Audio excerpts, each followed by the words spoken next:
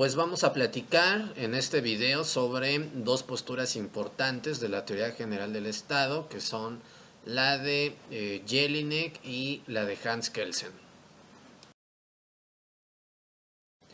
Bueno, pues de entrada Jelinek tenía una postura, digamos, más amplia respecto a su visión de la teoría del Estado, toda vez que él intentaba dividir a las ciencias en narrativas, las explicativas o las aplicadas. Y entonces estos conceptos intentaba aplicarlos a la teoría general del Estado. De tal manera que Jelinek terminó por ver al Estado en dos dimensiones o a partir de dos dimensiones, desde la teoría social o la teoría jurídica del Estado. Y desde el punto de vista social, pues básicamente lo que hace es recurrir a aspectos más de carácter sociológico, más amplios, para estudiar al Estado, no estrictamente desde la teoría del derecho. En este sentido, respecto de la parte jurídica, pues él hablaba de un aspecto normativo del Estado que regulaba las conductas tanto del Estado como de la gente. También menciona el concepto ya de constitución, en donde precisamente se da forma a las instituciones, en este caso pues del Estado.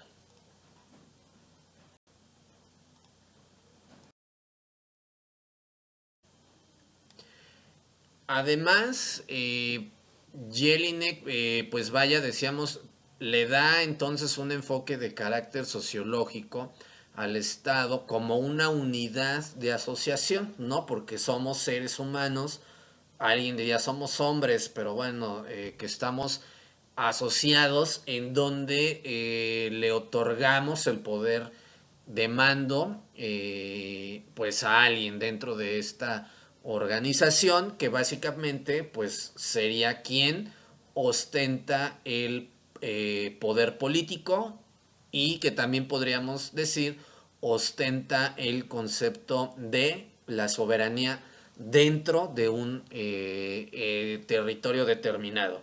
Entonces aquí pues le vamos a dar clic donde dice verdadero.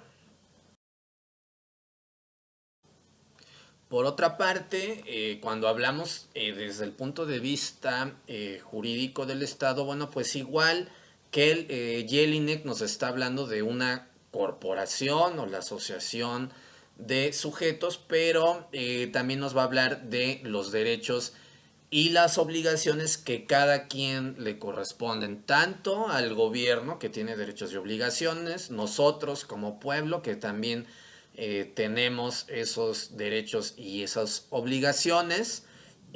Por lo general al pueblo se le otorga el famoso mando originario, que se identificaría con la soberanía y además asentada dentro de un territorio determinado, que entonces estamos viendo ahí cómo Jelinek habla de tres elementos del Estado, además del tema de los derechos y las obligaciones. Entonces aquí igualmente vamos a dar en verdadero. Y bueno, pues de acuerdo con los puntos de vista, los dos que acabamos de platicar, para Jelinek hablar del poder del Estado se traduce en soberanía.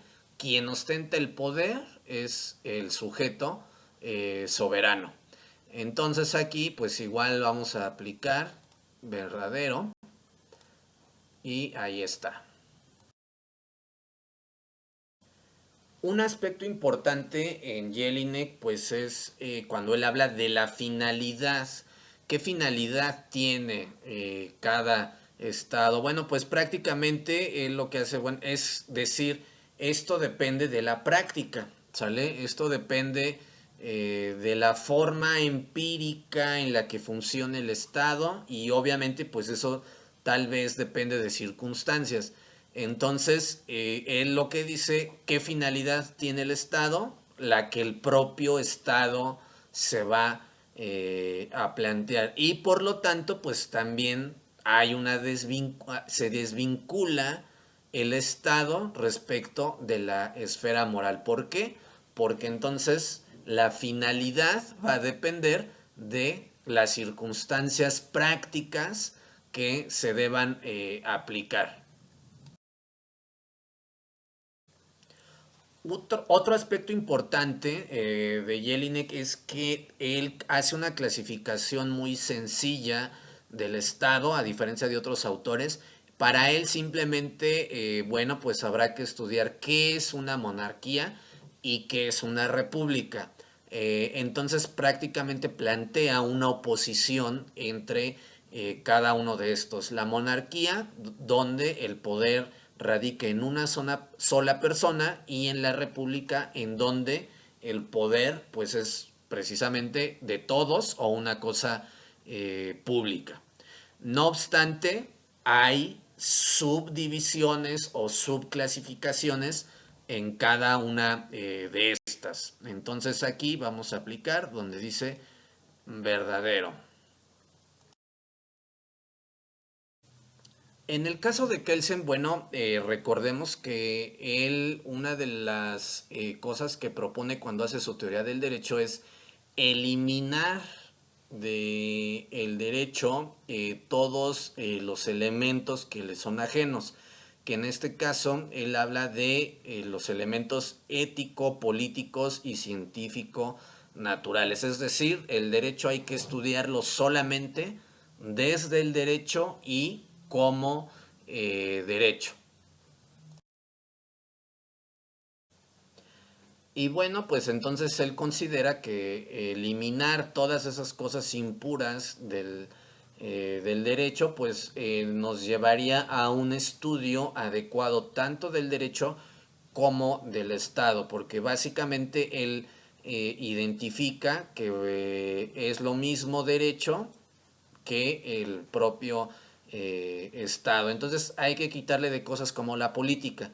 Sin embargo, pues aquí podríamos debatirlo porque pues desafortunadamente el Estado tiene una naturaleza eminentemente política, y el derecho, la ley, cuando se crea, pues también tiene de pronto orígenes políticos. Entonces aquí le vamos a dar en donde dice verdadero.